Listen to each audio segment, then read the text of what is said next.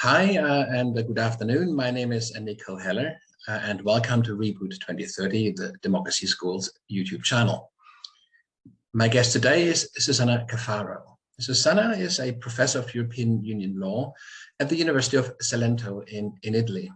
She was awarded the Chamonix Chair from the European Union in 2019 for her outstanding contribution to research and her general commitment and campaigning and work for the European Union.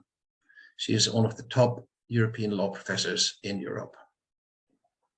Susanna has authored and edited numerous books and has written more than 50 scholarly articles and book chapters. She's joined the European Young European Federalists at a very young age as a teenager and has been an activist ever since. Her current research explores to what extent the European Union might serve as a model for other international organizations wishing to democratize the governance arrangements. So let me see. I think Susanna is already waiting for me. Let her in. Okay.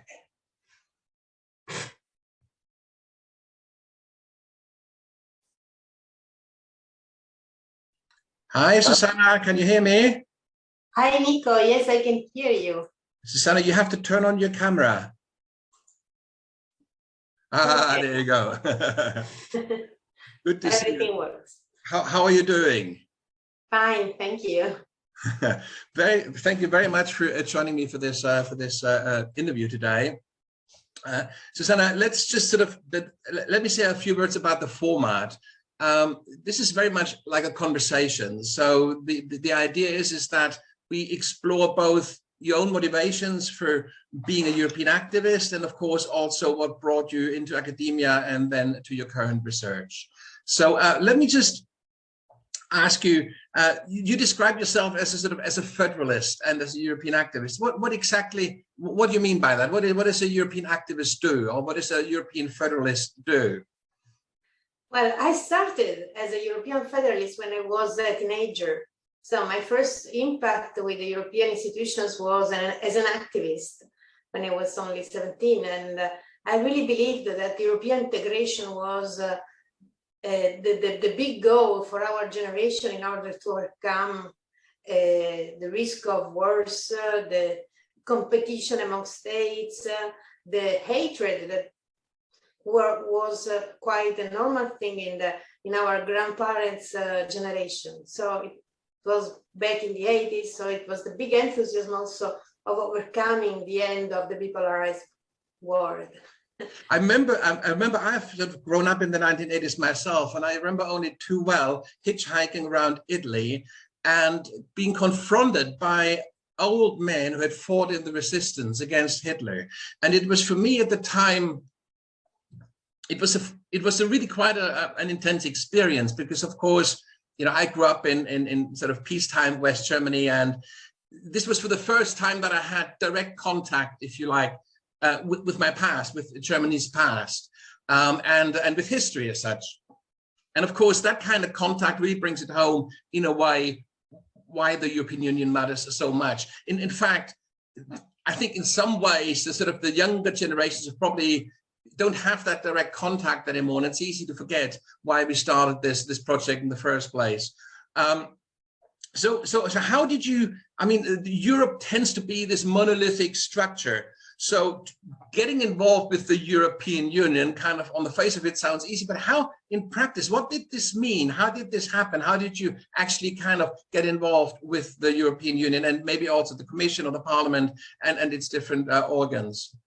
I think I explored many different facets of the European Union, because first of all, after these early years as young federalist, I decided to take a law curriculum at university, because as a federalist, I really believed in this idea that law and institutions could be bridges among people, could be the Kantian piece, the idea that institutions can be a place where people discuss instead of fighting.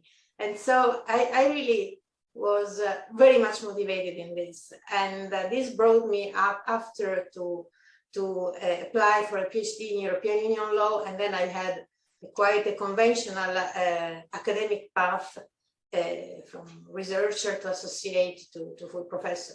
But in the meantime, I also explored the institutions by inside, as I had several experiences as a PhD student, as a trainee in the legal service of the Council of the Union, and in the newly established Legal Council of the European Central Bank.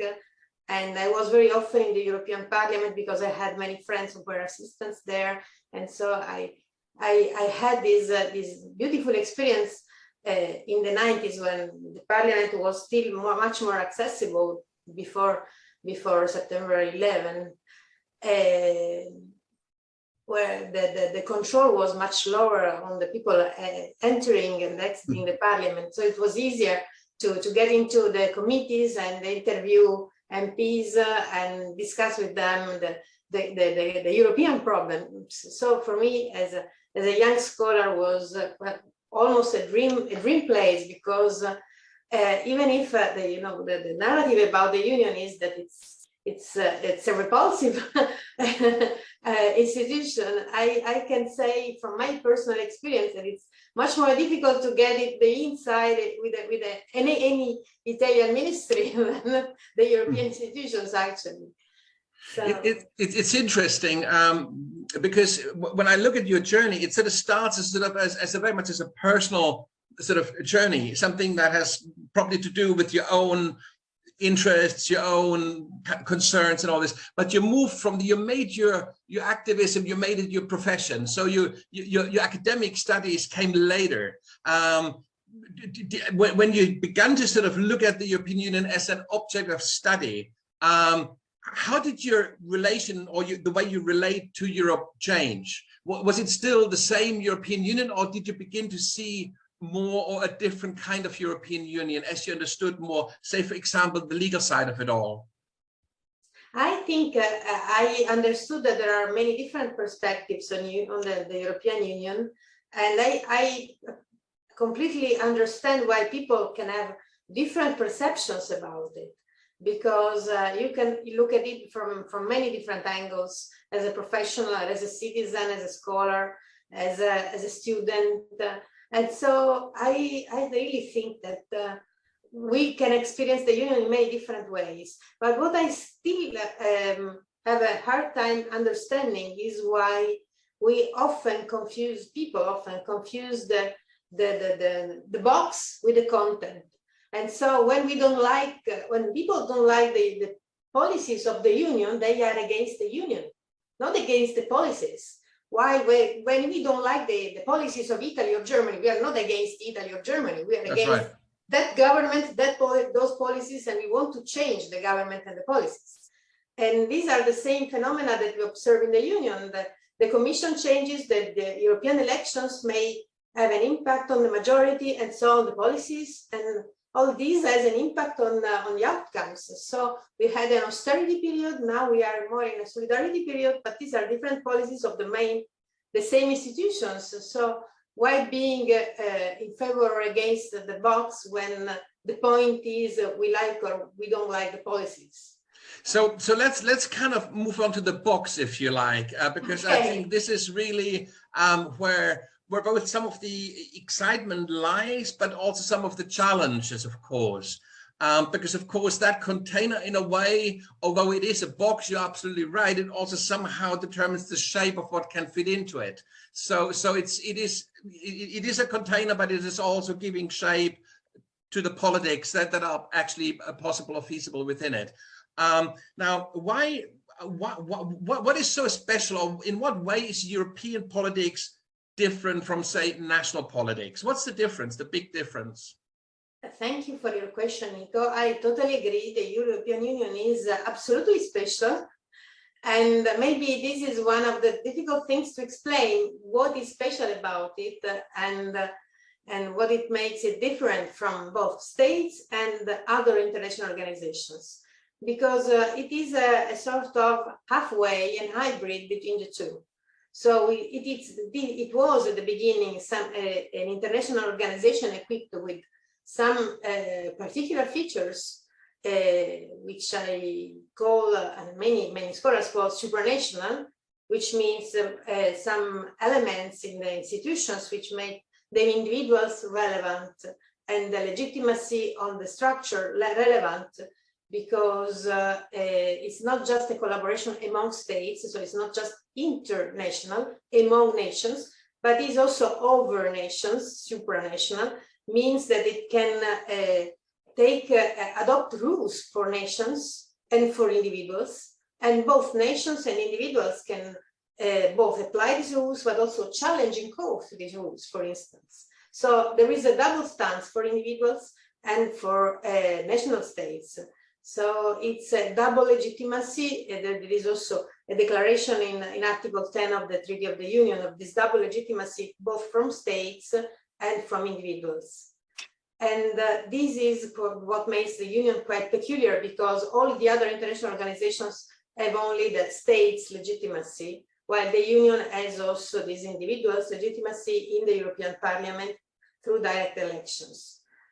Point is that it's still an hybrid, because as we all know, this formula, which is the original and peculiar formula of the Union, somebody called this the Jean Monnet formula, because it was really created with the European Steel Community by this original idea by Jean Monnet in the 50s,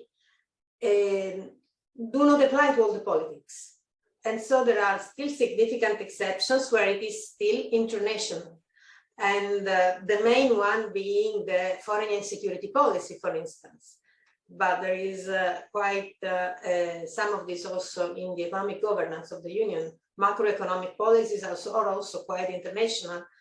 And there are also significant exceptions to the competence of the Union in migration policy, which is another big issue nowadays. So we have a number of gaps that need to be filled, because what is typical of an international organization, so which is typical in this creation of the Union since the very beginning, is that it has competence only on in the areas which are attributed to its competence by the treaties, which means that every decision and every regulation has to be grounded on the competencies already attributed to the Union.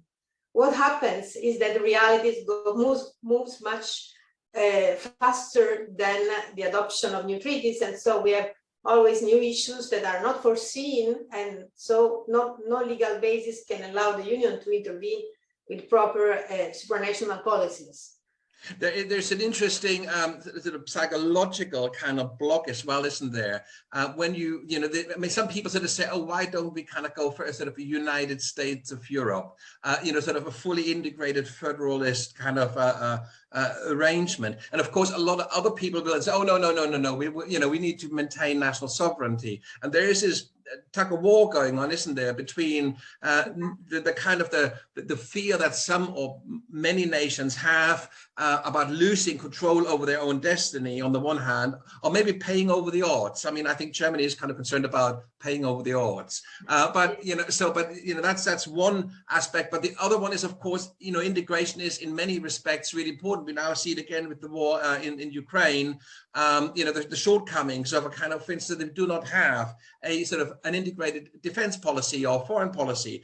That would really help right now, wouldn't it? With the pandemic, we have seen that, we could go, if we would have gone much further with our sort of like a European health policy, public health policy, again, we probably would have kind of prevented many more deaths.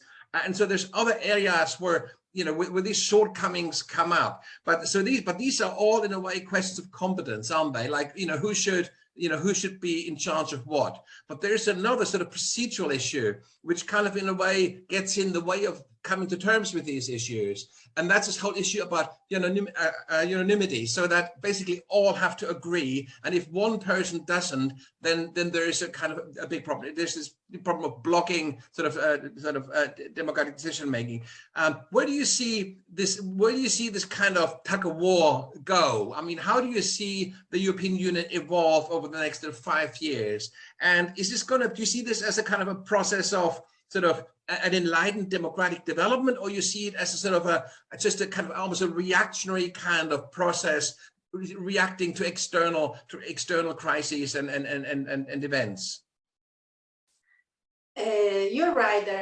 This dialectic between these two different aspects of the union. So the willing to integrate and to go towards a federation, and the will to remain as independent as we can has always been there. And so I can say that states join the union maybe for different reasons. And the other problem is maybe that governments change. And so the same state can have a different attitude in a period or in another. And unfortunately, with 27 states, we are always under election here or there. So, and this could be solved with some synchronized, for instance, elections that could help having at least one period of shared vision about our future. But I totally agree about the shortcomings of the unanimity. And so when I told you that there are some fields which are very much international, these are the fields of unanimity.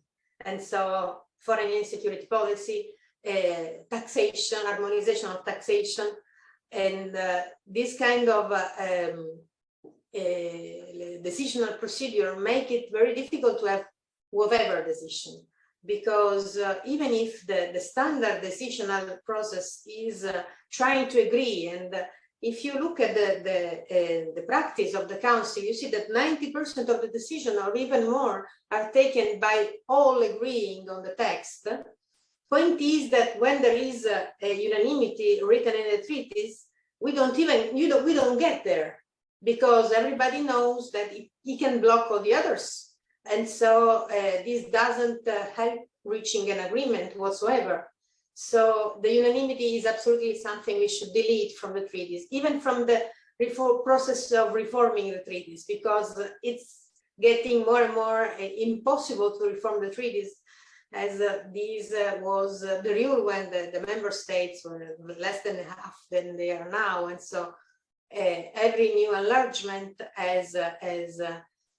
becomes a new challenge for reforming the treaties and for reaching an agreement on these policies. So I think this is, after the conference on the future of Europe, we need to revise the treaty, and we need to delete unanimity from the treaties.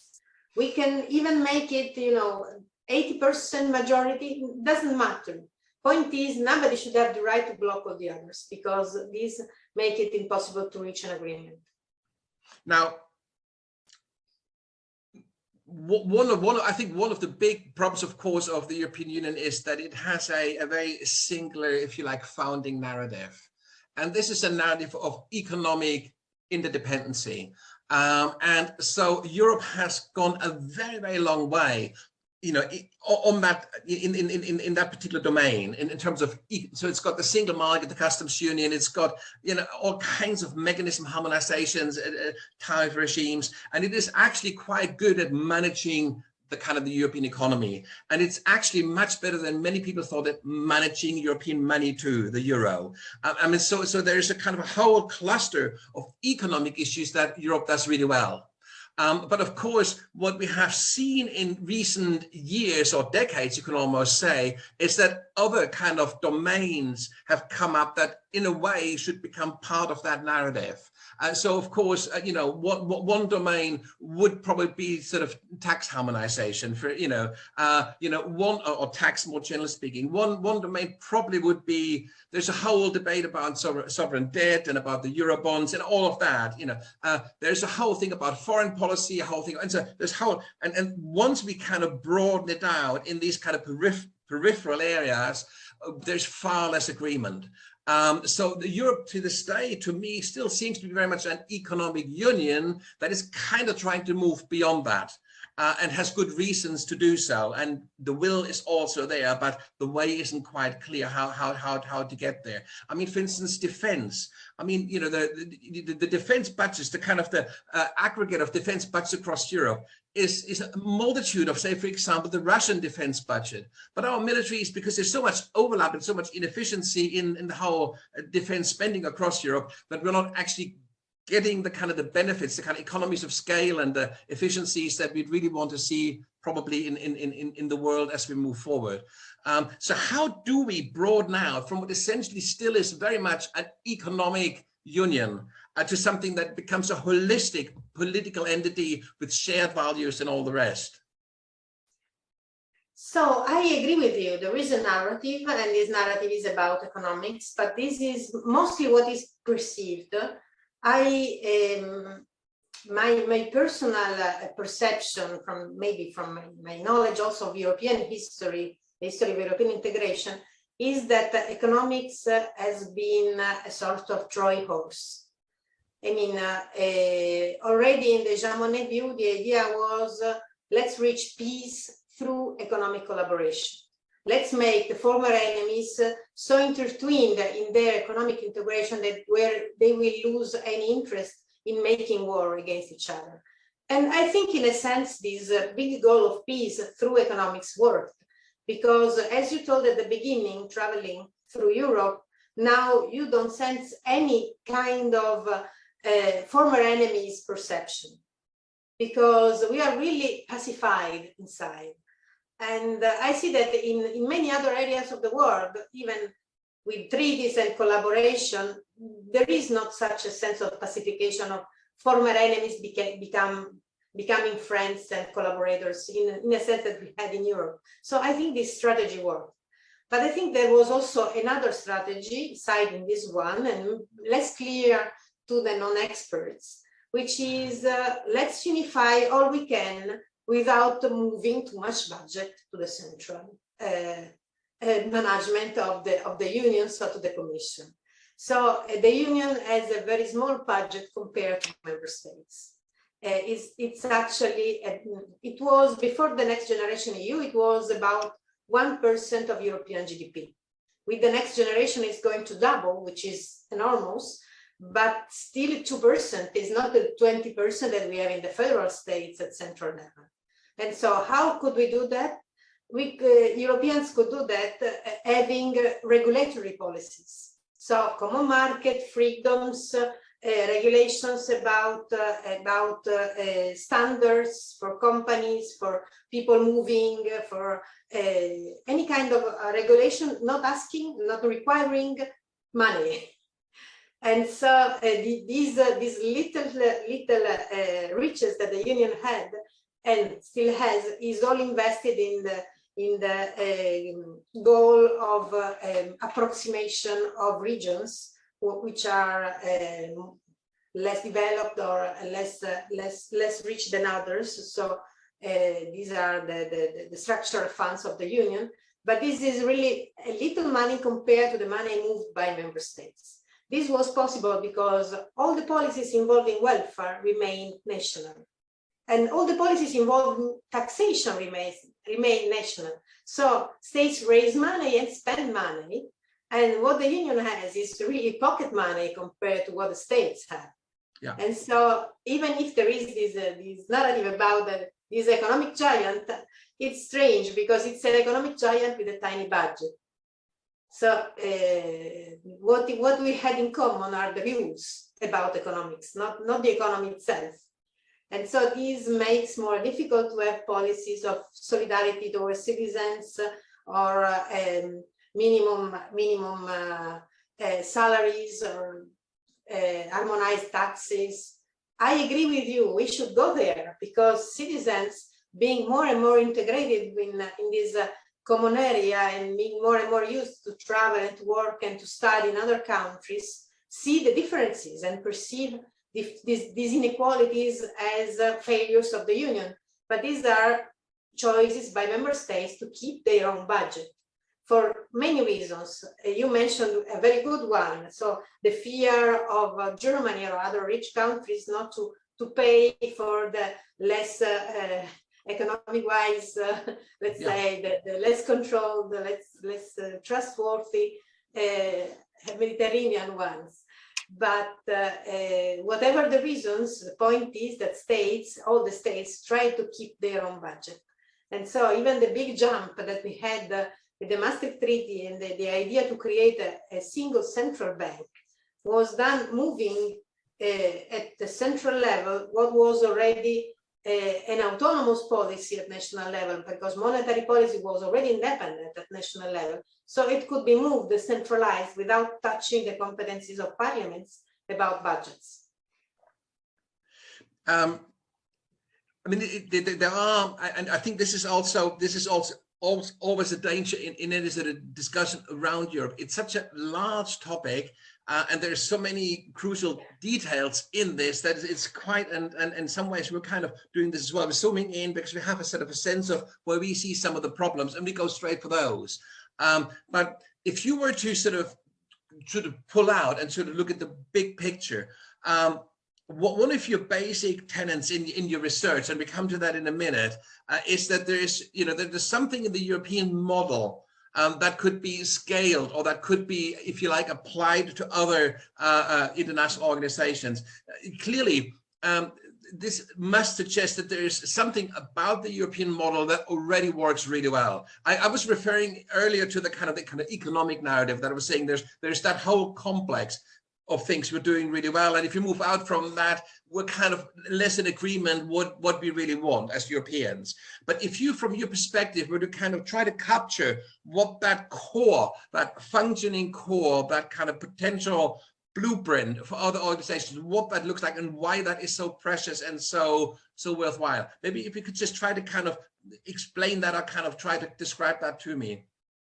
Thank you, Nico. This is a topic which really passionates me, because I really think that Europe is quite a successful lab for the world.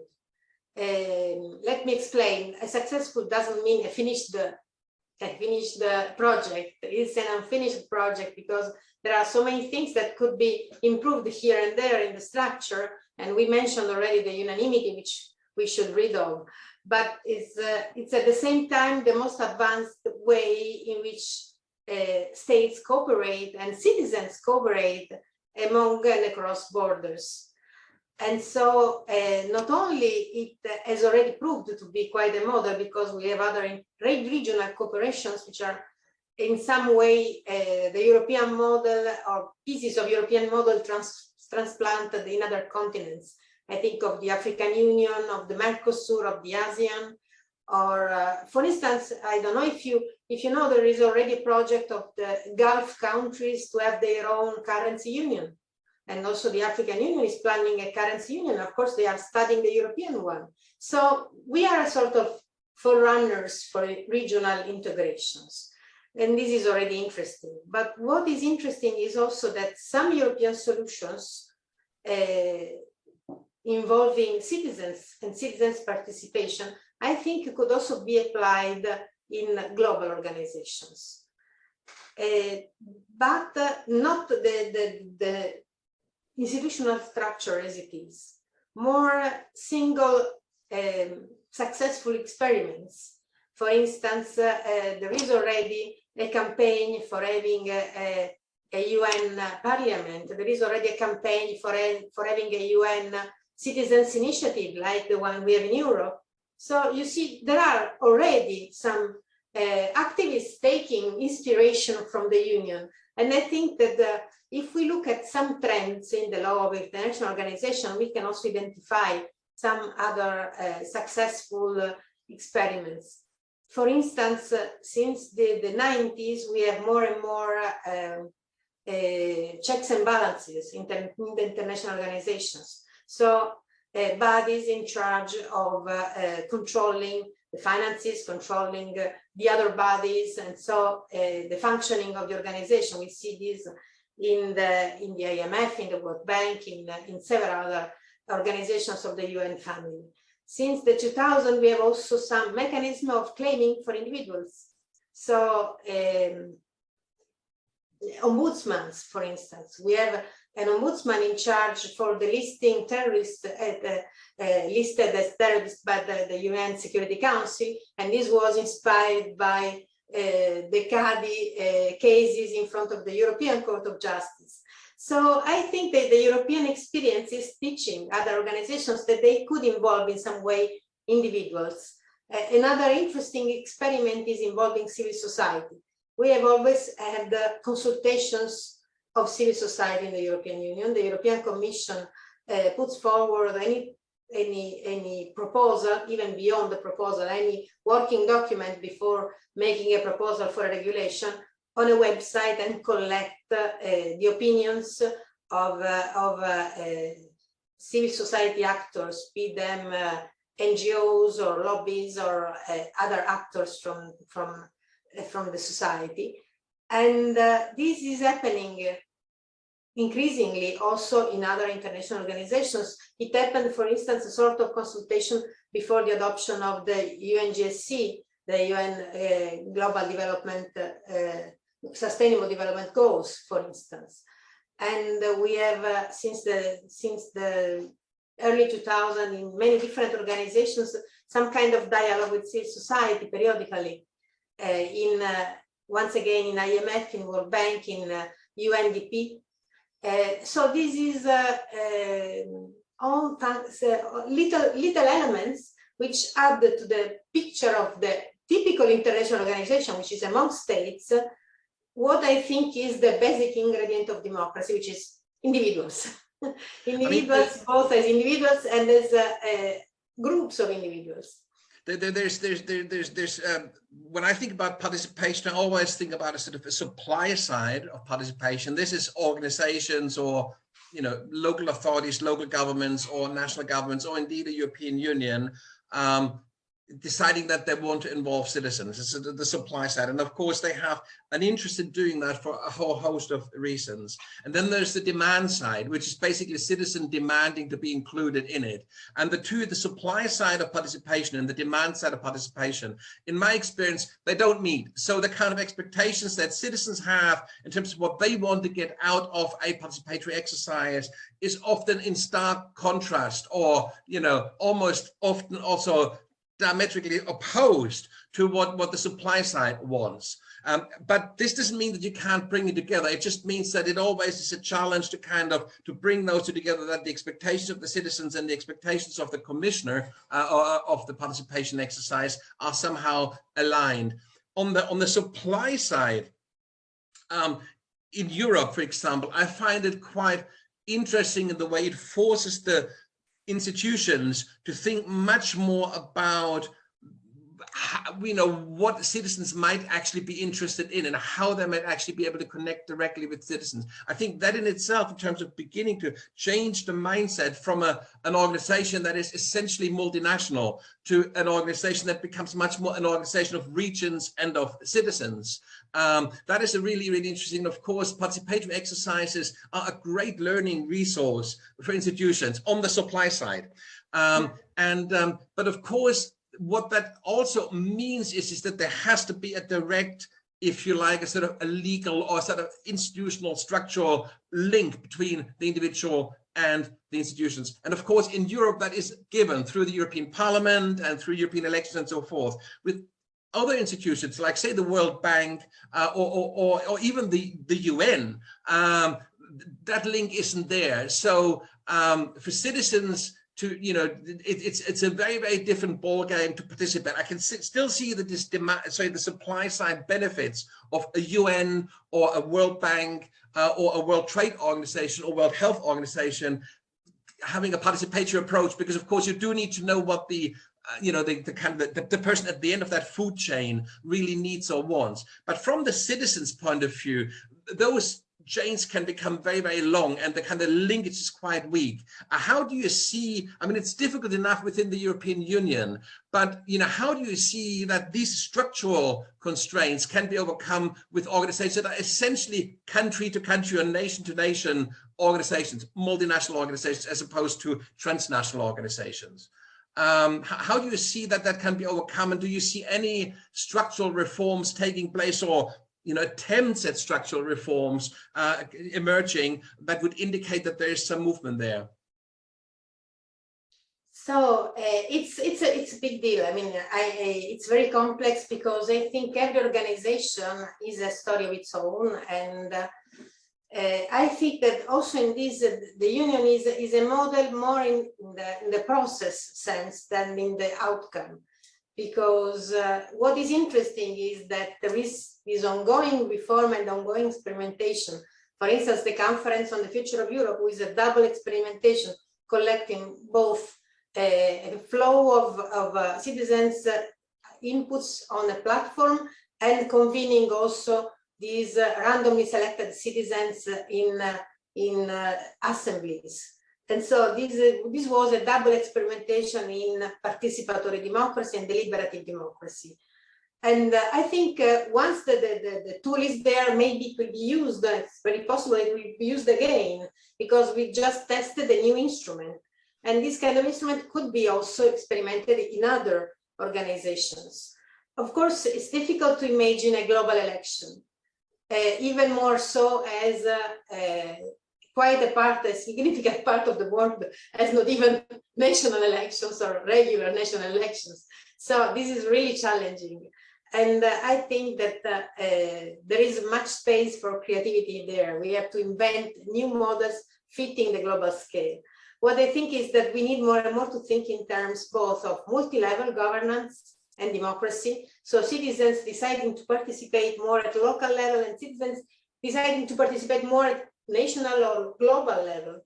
And also, I think that we need to go towards multi-stakeholder models where we can have at the same table political leaders, regional leaders, local leaders, communities, but also big companies having an impact on this specific area, or countries which are affected by specific problems together with the companies in order to get some kind of outcome. So I think we are in a stage where we are trying to destructuring democracy in order to rebuild it fitting for the global scale, because we have more and more global issues, but we have also still many local issues. And so we can only imagine a future democracy as multi-level and also as multi-stakeholder.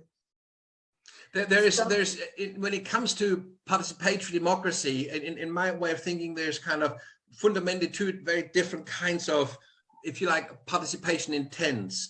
There is participation which is very much around, if you like, service improvement. So it's about making an existing structure, improving on the status quo. So for that, you don't need to have any legislative changes. You don't, in fact, the legitimacy is already there. This is just a question of improvement. And that's how, and this is a very legitimate thing to do. I mean, it doesn't matter whether it's a hospital reaching out to patients, whether it's a local government reaching out to local citizens, or whether it's the UN or the kind of the EU reaching out to its citizens and to the civil society at large. This is entirely legitimate, but it's all about within the umbrella of improvement. So existing things are done better. There's another area which basically has about change, about structural change, about the things that, doing something new. And the cynics would call the one thing rearranging the ditches on the Titanic, that's the service improvement. You already feel it's going in the wrong direction, but we're still improving it. And the other thing is kind of trying to change the direction of that super tanker. The second one is, of course, much, much more difficult to do within existing structures, because there you almost need a democratic mandate, don't you? You can't just change the status quo without a democratic mandate. Otherwise, that would be a bit like a revolution or something. It would fall outside the kind of the remit of participation. But of course, at the national level, you have that. You have referenda, for example, and they can change the status quo fundamentally by putting things to a one person, one vote kind of scenario. At a global level, that isn't possible. So my question here is, are we talking generally always about service improvement at this point, in the widest sense, improving existing structures, or do you see any scope also for moving beyond that into the world of really kind of reimagining our institutions? I would love to see more substantial reforms of the existing institutions. But I find it easier than imagining completely new ones. So repealing the old ones with different ones. I think it's much easier to add elements to what is already existing and maybe making less relevant what are now the main decision-making centers. So, for instance, in Europe, the European Parliament gained a role along the time and became more and more relevant. But this wasn't done by killing the council. It was just done by enhancing the political status of the parliament. And the same could happen in other organizations. So for instance, I would love to see the Assembly of the UN becoming more and more prominent compared to the Security Council. But still, it is international, as people sitting there is representing their nations. And why this is not progressive, let's say. It's not progressive because their mandate is national. They are committed to defend national interests. While if you are elected to a supranational body, you know you're elected for taking care of the global interests or the regional interests. So you have a different commitment. And this makes a huge difference, in my opinion. So, for instance, the European Parliament, I think there is still a big upgrade to be done. We need a legislative procedure for the whole Europe. We have still national legislative laws. And once we have one single legislative procedure, we then will have European parties instead of national parties, becoming then groups of political families inside the European Parliament. And then we will have really maybe some more direct participation of citizens, because the European parties will be a visual projection of what citizens are voting and seeing in the European Parliament.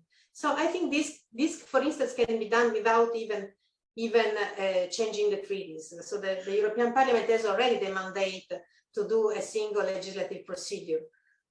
I mean, I think at the European, this is exactly my point from earlier. I think at the European level, we are at a point where participation can really tip the balance in the right direction, because we do have the basic democratic infrastructures to make this work. I mean, even if you take the principle of unanimity, and I can think of another one, the precautionary principle, and you know, which is another one of those where a lot of people think that should go, because it takes forever for certain drugs to be licensed in the European market, and you know, much longer than it does in the US. And there's a whole thing about whether the precautionary principle should stay or go. Again, you know, like if you have a really deadly disease and you'd like to get the drug early, then you probably want it to go, and so on and so forth. But these are real campaigning issues for certain groups, be it patient groups, be it kind of political groups.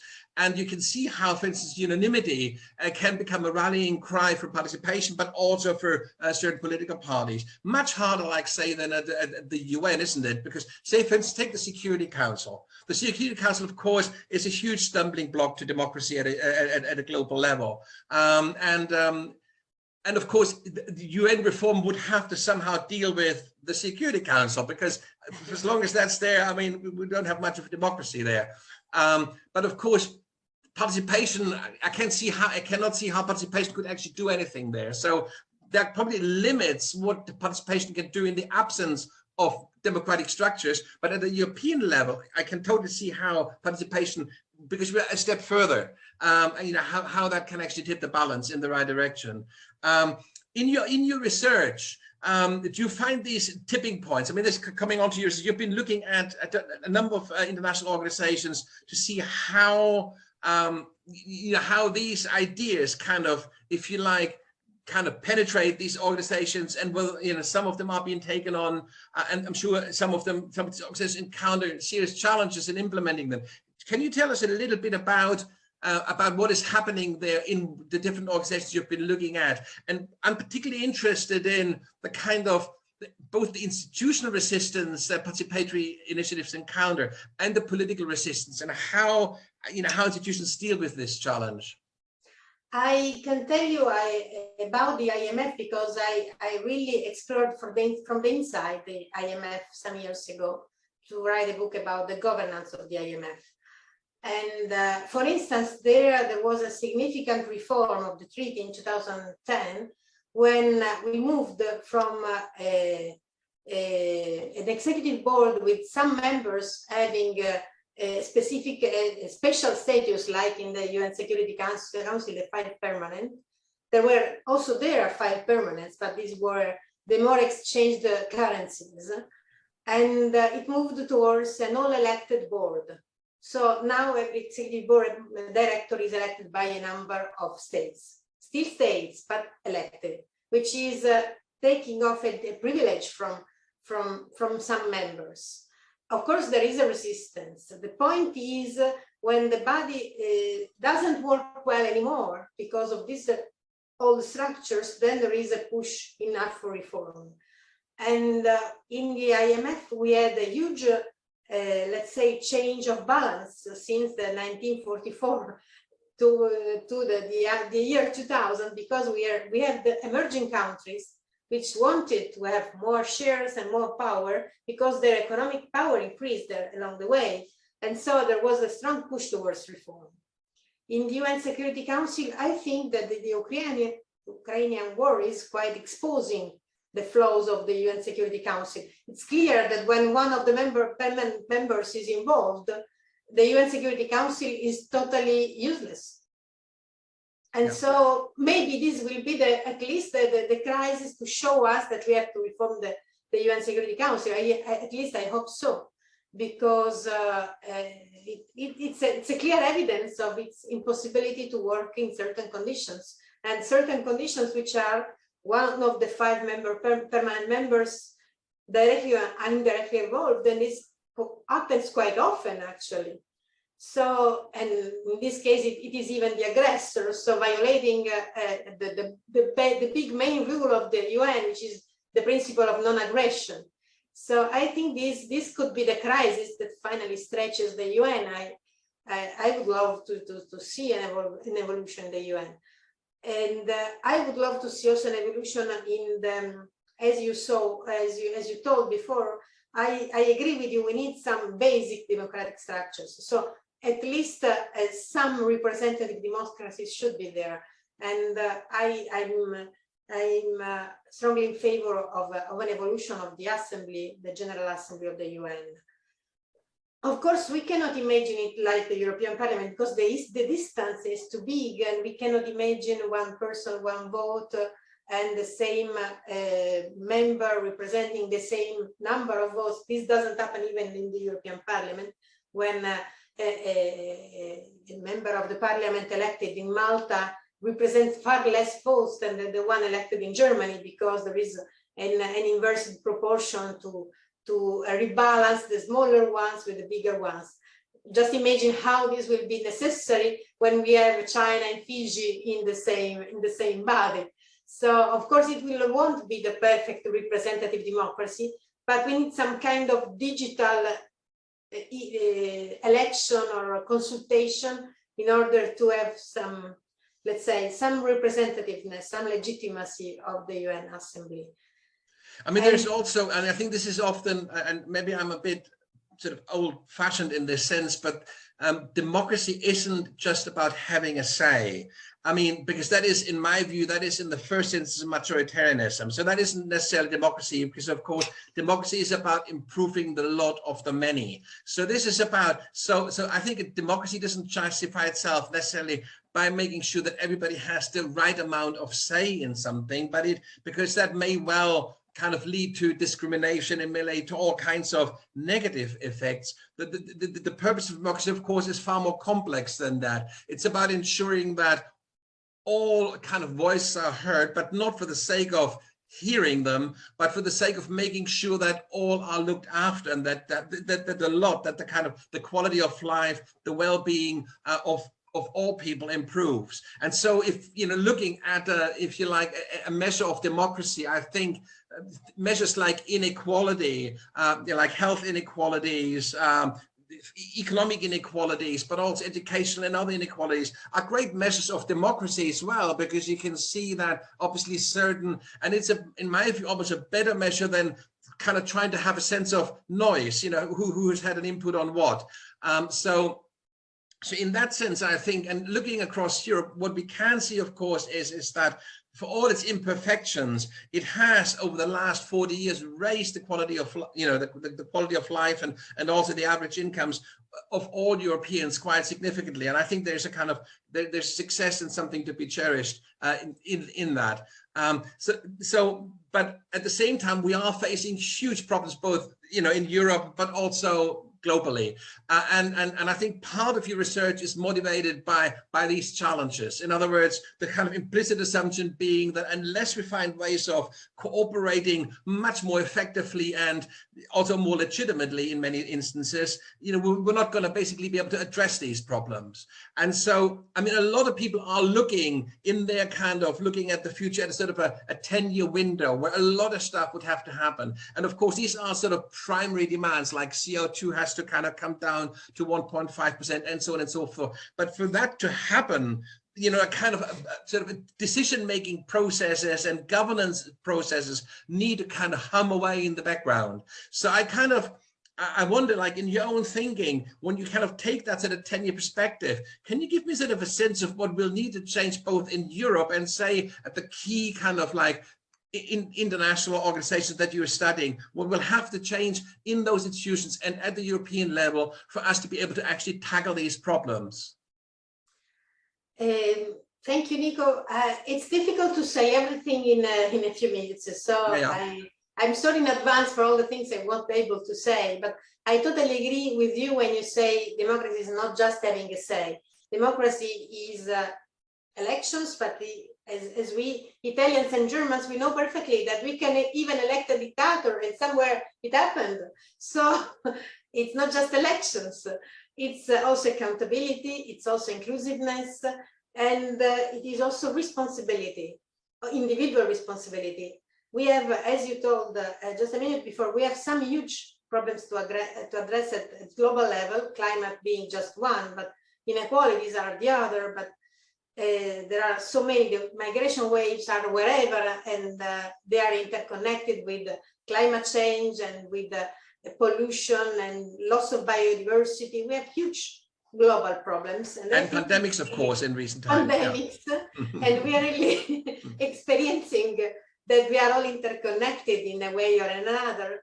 And really, I hope that not only institutions, global institutions, will go through some kind of restructuring, because having a say and listening to everybody is a minimum standard, I think. It's not the top we can aim at, but at least we should have consultations. It's easy to have consultations online. It's cheap. We should have lots of consultations, I think, at least with feeding politicians with information about the needs of the people, of the communities, the problems on the ground, because it's easy to lose track of what happens when you run a global organization. Of course, you don't know everything and everywhere, and you need to be constantly informed of the impact of your choices. And so I think that participatory democracy online should be improved significantly, because it's the first thing. It doesn't cost almost anything. And also, I think that individuals should participate and civil society should participate. But this is from the side of the organization. Also, having assemblies of citizens like in the conference for the future could be interesting on specific topics, just to get inputs, because I think that the political leaders have to take responsibility for their decisions. So I don't believe in direct democracy. We need somebody to address, and we need responsibility of those taking decisions, and who could be replaced. The other thing is we don't have a replacing mechanism at European, at global level. States appoint people, states change people, and so we need some say also on the renewal of powers. And but there is also one other side, which is the side of citizens. Citizens should be made aware that they are not so far from the organizations that they don't have a meaningful say, and they should not think it's not for them because it's too far, it's too difficult. Now that we in many organizations, we have websites informing us of the decisions, sometimes even of the processes. We should take responsibility also as citizens. We should know that we are not just citizens of our town, of our region, of our nation, but also European citizens and global citizens, because our actions have impact. So, especially in the environmental area, each single action has impact. So I think it's a double-phase responsibility of the leaders, but also responsibility of the individuals in taking care of the planet as they are all collectively in charge of it as global citizens. So I think this distance between individuals and organizations can be shortened by better institutions or more participatory tools, but it's also a cultural approach. We need to be aware that we are part of the planet and not just a piece of it living its own way in its own way with its own goals. I think there is. I mean, I think this is, it's a sort of a strange paradox of our time that I think people throughout the ages probably felt quite paralyzed. I mean, I can't imagine that sort of a peasant in the Middle Ages felt very empowered. I don't think they did. And of course today very few people do feel very empowered either. So in a way, but this is the paradox of our day, that today we actually have a few excuses. We could be much more active and much more connected, and if we want to, but also if we know how to. And it's I think it's in that combination, as if I think the ambition comes first, and then we begin to sort of figure out how we can actually do this as citizens, because of course you can't orchestrate that from the center, can you? So it has to be a kind of quite a diffuse, distributed kind of effort, certainly at a European level, and most certainly at a global level. There can't be a sort of a centralized coordination of participation. But looking at a 10-year window, if you were to pick, like, say, a number of sort of key process, I mean, I think at a European level, unanimity is a clear thing that really kind of is something that will unlock a lot of kind of development, and if we get beyond that.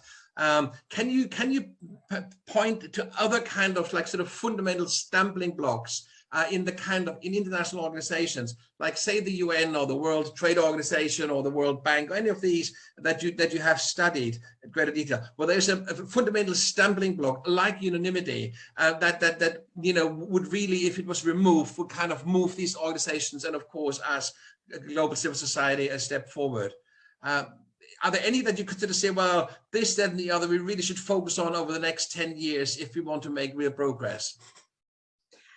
Well, I think having representative bodies would be a huge revolution, but also having independent bodies, such as the European Commission in Europe. So some officials in charge of the interest of the organization. So less diplomatic control by the main capitals over the organizations. So more check and balance and more dialectic between the organization, between the bodies representing the states, but also bodies representing the citizens, and independent evaluations, independent bodies checking on the others. So we need this kind of dialectic, which was very effective in pushing forward Europe. We had this huge plan, the Next Generation Europe, EU, which I think is quite a progress in the European solidarity and European political growth. But it was pushed by the European Commission in the end, which was independent and had the power to push for it. And what was legitimated by the European Parliament, who of course endorsed it and gave trust to the Commission once elected.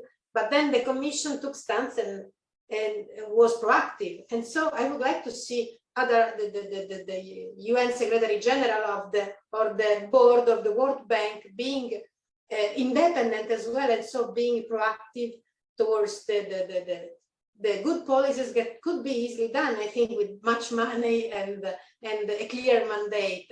Also, having clear mandate is some organizations have still charters which are 70 years old, and so they cannot really address the current problems.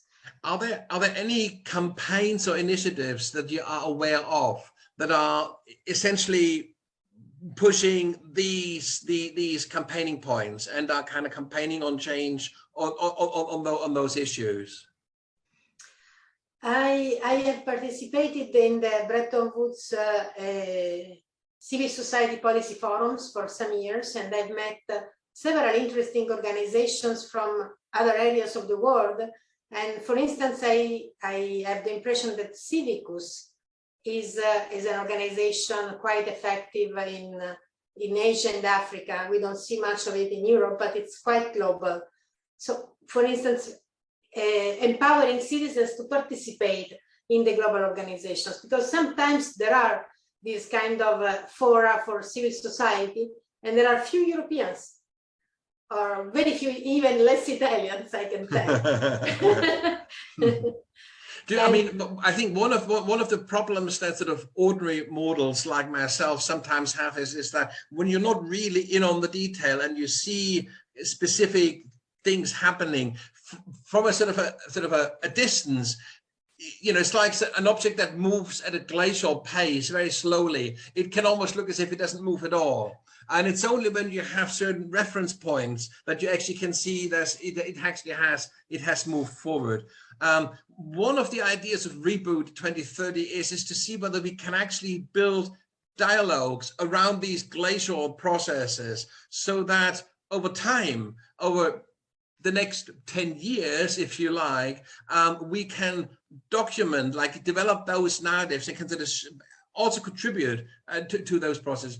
How would you say, if we would meet again in 6 or 12 months time, how would we go about making sure that we see some, I mean, how would we do this so that we're not repeating the same conversation? So I wrote several projects this year applying for funding. So I wonder if some of them will be granted some money. But one of them is creating an index for democracy in international organizations, because we don't have an index. We have plenty of indexes of democracy for states, but still nobody has worked on an index on democracy of international organizations. Very, very interesting. And I would be really pleased to work on this, but I need really a diverse team with experts on democracy, but also experts on algorithms and statistics in order to measure these levels of democracy. So if ever I get the answer on funds for this specific, so what's the, I would love to. That sounds really exciting. So have you put in an application for this? Yes, you have. And what's the sort of the time scale or the kind of the timeline on this? When do you expect to hear how this is going? Maybe at the end of summer, and it was a long-standing project, 5 years project, because to build an index you have to study a lot, and you have to start from national indexes on democracy and see what is applicable to international organizations and what is different, and which are the specific features that you have to measure at the level of the organization. So my observations made me think that things are moving, even if I now have lost you. I'm sorry. You're still there, but you are not live anymore. Maybe can you still hear me, Susanna? If you can, one thing you might be able to do is just to log in once more. Do you want to try that? See whether you can come. There you come. Oh, I'm so glad it worked. Sorry, I lost you there for a moment. So this sounds like a really exciting project. Is this like a purely research project? Or are you planning to build like a consultancy aspect around it as well? Essentially helping these institutions to learn from the data. I would love to establish a sort of little digital assembly of civil society already working with global organizations in order to get feedback and fine-tune the index with the feedback from people interacting already with global organizations. So that would be an honor and a pleasure to invite also you to join the project. So I mean, it sounds really exciting. It would be a great resource, wouldn't it? But what kind of outcomes what would you hope be that a project of this kind achieves? I hope to have this kind of effect that sometimes national indexes of various diverse national indexes obtain, which is a sort of pride in getting up the scale, or on the contrary, not being shamed by the low position. So my hope is, as having this kind of measurements, maybe we could motivate organizations in order to improve themselves. Absolutely. Now, it would be really interesting, maybe if we obviously we'll stay in touch over the next few months. And I mean, if this was to come through, then this would be a very interesting project to follow, wouldn't it? And we would sort of meet once every 6 months, and you could give us sort of a feedback on how this develops. and obviously also on the discussions you have with the international organizations, the management, and the various partners to see, because of course this would be a collaborative project, wouldn't it, in a sense that you wouldn't turn up like a policewoman, but you would be turning up as somebody who wants to work with them and also improve the democracy in the organization. I think that's really, shall we kind of like broadly sort of like think about that to see whether we can build a dialogue around that project? That would be wonderful. Yeah, okay, so let's do that. Susanna, for now, thank you very, very much. It's been really, really interesting talking to you. I will, if you have any links that you would like, or other information that you would like people to see, please send me the links. I will then put them under the video, so that people watch the video can also go to various sites. Maybe there's more information about your research, more information about certain aspects of the kind of organizations you refer to in our talk. So whatever information you have as background or whatever, send it to me and I'll kind of add it to the video. With pleasure. Susanna, Thank you for having me. Thank you very much for joining me today. My pleasure. And all right. Bye-bye. bye-bye. See you. See ya.